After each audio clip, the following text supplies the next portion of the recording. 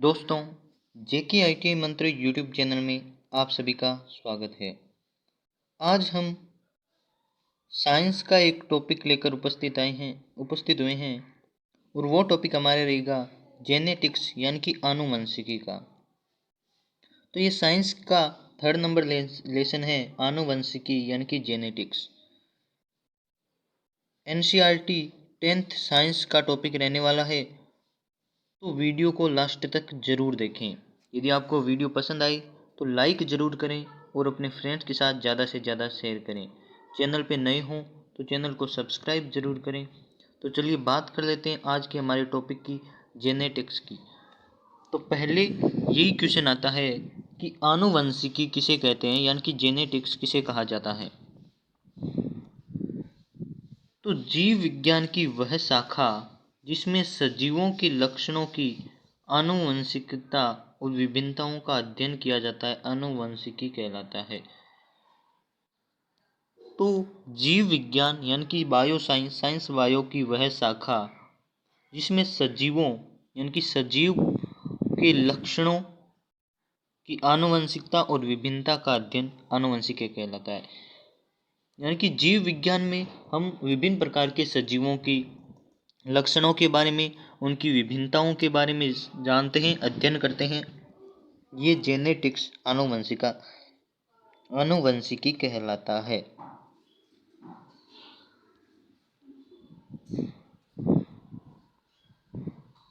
Next हमारे पास है genetics शब्द का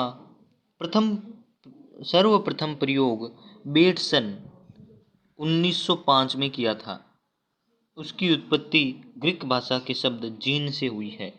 तो जेनेटिक्स या आनुवंशिकी शब्द कहाँ से आया, इसके बारे में बताया गया है कि जेनेटिक्स शब्द का सर्वप्रथम प्रयोग किया था बेटसन ने 1905 में। सन 1905 में बेटसन ने जेनेटिक्स शब्द का प्रयोग किया था और इसकी उत्पत्ति हुई है ग्रीक लैंग्वेज के जीन शब्द से।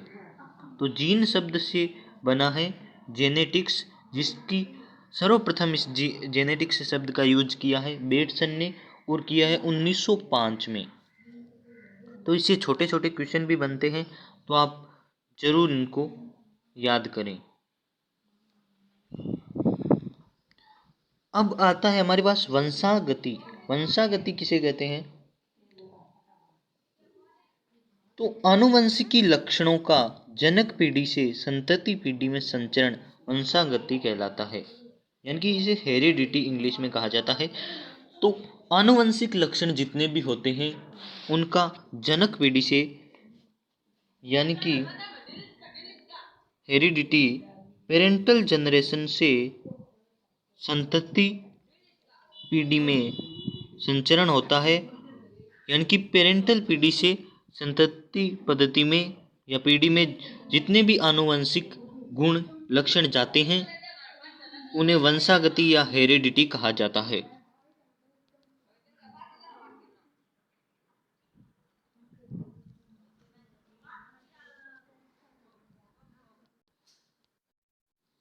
हेरिडिटी शब्द का प्रतिपादन स्पेंसर ने किया था, वो भी 1863 में। तो हेरिडिटी यानी होता है वंशागति, हिंदी में इसे वंशागति कहते हैं। और हेरिडिटी इस शब्द का सबसे पहले प्रतिपादित किसने किया था, ये क्वेश्चन पूछा जा सकता है, इसलिए इसका आंसर है स्पेंसर ने 1863 ईस्वी सन में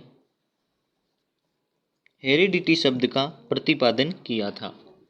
और हेरिडिटी की परिभाषा यानी कि वंशागति की परिभाषा होती है कि जनक पीढ़ी से संतति पीढ़ी में आनुवंशिकी लक्षणों का जाना हेरिडिटी कहलाता है। अब जब भी हम आनुवंशिकी की बात करते हैं तो हमारे पास मेंडल का नाम जरूर सुना होगा आपने। मेंडल आता है, मेंडलवाद किसे कहते हैं, ये क्वेश्चन आते हैं, तो इनके बारे में देख लेते हैं। तो नेक्स्ट हमारा टॉपिक है मेंडलवाद। तो मेंडलवाद इसे इंग्लिश में कहा जाता है मेंडलिज्म। ग्रेगर जॉन मेंडल, ये नाम आपने सुना होगा। ग्रेगर जॉन मेंडल को आनुवंशिकी यानी कि जेनेटिक्स का पिता कहा जाता है, फादर ऑफ जेनेटिक्स किसे कहा जाता है? तो इसका आंसर है ग्रेगर जॉन मेंडल। इसे फादर ऑफ जेनेटिक्स कहा जाता है। क्यों कहा जाता है, ये भी क्वेश्चन पूछा जाता है। तो क्योंकि मेंडल ने सबसे पहले आनुवंशिकी के नियमों का प्रतिपादन किया था। जेनेटिक्स के जितने भी नियम हैं उनका प्रतिपादन ग्रेगर जॉन मेंडल ने किया था। अब बात कर लेते हैं ग्रेगर जॉन मेंडल के जीवन से रिलेटेड उनके बारे में। तो ग्रेगर जॉन मेंडल कौन थे? मेंडल का जन्म हुआ था 22 जुलाई 1822 को। 22 जुलाई 1822 को ग्रेगर जॉन मेंडल का जन्म हुआ था। और कहाँ हुआ था? ऑस्ट्रिया के हेंजनडार्फ प्रांत के सिलीसियन गांव में ग्रेगर जॉन मेंडल का जन्म हुआ था।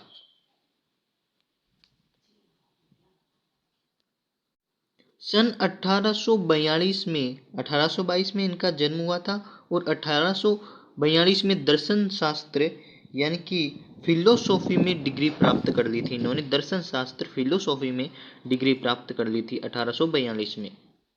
1843 में ब्रुन शहर के एक चर्च में पादरी बन गए थे। यानी कि 1843 में उन्होंने ब्रुन शहर, जो ऑस्ट्रिया का एक शहर है, वहाँ एक चर्च में पादरी बन गए थे ये। और चर्च के उद्यान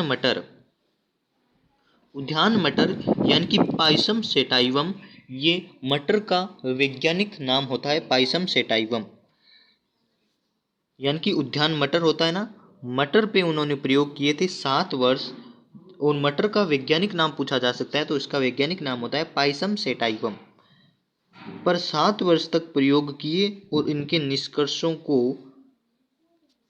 जो भी प्रयोग किए उनसे जो रिजल्ट प्राप्त हुआ, उन रिजल्ट को 1865 में ब्रुन सोसाइटी ऑफ नेचुरल हिस्ट्री के सामने प्रस्तुत किया था। तो ये ब्रुन सोसाइटी ऑफ नेचुरल हिस्ट्री है, इसके सामने अपने निष्कर्षों को उन्होंने प्रस्तुत किया था 1865 में। इन्हीं निष्कर्षों यानी कि जो भी रिजल्ट प्राप्त हुए उनको 1865 में प्रस्तुत किया गया था। वो 1866 में सोसाइटी, कौन सी society? Brunn society of natural history की वार्षिकी में पादप संकरण पर एक प्रयोग शीर्षक में प्रकाशित किया गया था। यानी ग्रेगर जॉन मेंडल ने 7 वर्ष तक 1856 से 1863 तक जितने भी पादपों पर यानी कि मटर पर जितने भी प्रयोग किए, उनसे जो रिजल्ट प्राप्त हुआ उसे 1865 में मेंडल ने ब्रुन सोसाइटी ऑफ नेचुरल हिस्ट्री के समक्ष प्रस्तुत किया। तब उस सोसाइटी ने उन रिजल्ट को नेक्स्ट ईयर यानी कि 1866 में अपनी वार्षिकी में एक पादप संकरण पर प्रयोग इस नाम का शीर्षक रखा। यानी कि पादप संकरण पर प्रयोग ये टाइटल था, उस पर प्रकाशित किया। यानी कि मेंडल के सारे जो भी निष्कर्ष रिजल्ट थे वो इसमें प्रकाशित हो गए।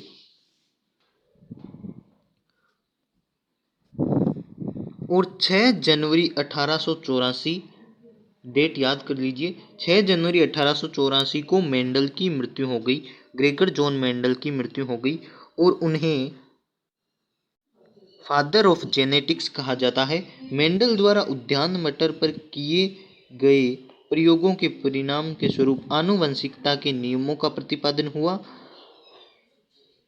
लॉज ऑफ इनहेरिटेंस का प्रतिपादन हुआ, जिन्हें मेंडलवाद या मेंडलिज्म कहा जाता है। यही था मेंडलिज्म। अब नेक्स्ट है मेंडलवाद की पुनर्खोज। यानी कि जब मेंडल की मृत्यु हो गई 1884 को, तब भी मेंडल की वो निष्कर्ष थे या उनके प्रतिपादन थे, मेंडलिज्म पूरी तरह से दुनिया की नज़र में नहीं आया था, उस पर किसी ने ध्यान नहीं दिया था। तभी इन मेंडल के जितने भी मेंडल ने प्रयोग किए, उन प्रयोग के निष्कर्षों की दोबारा से खोज हुई, यानी कि पुनर्खोज हुई। और वो पुनर्खोज हुई मेंडल की मृत्यु के बाद भी उनके नियमों को मान्यता प्राप्त नहीं हुई। उनकी मृत्यु के 35 ईयर्स बाद, यानी कि उनकी मृत्यु हुई थी 1884 को, और 35 ईयर्स बाद यानी कि 1900 के लगभग हॉलैंड के हुगो डी ब्रिज,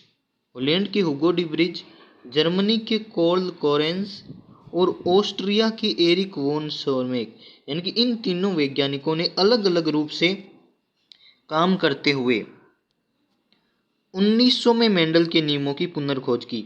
यानी कि 3 वैज्ञानिक थे, आप इनके नाम देख लीजिए ध्यान से। हॉलैंड के थे हुगो डी ब्रिज, जर्मनी के थे कार्ल कोरेंस और ऑस्ट्रिया के थे एरिक वोन शेरमेक। इन तीनों वैज्ञानिकों ने अपने अपने अलग तरीके से काम करते हुए मेंडल के सारे रूल्स का 1900 में पुनर्खोज की, यानी दोबारा से उन्हें खोजा।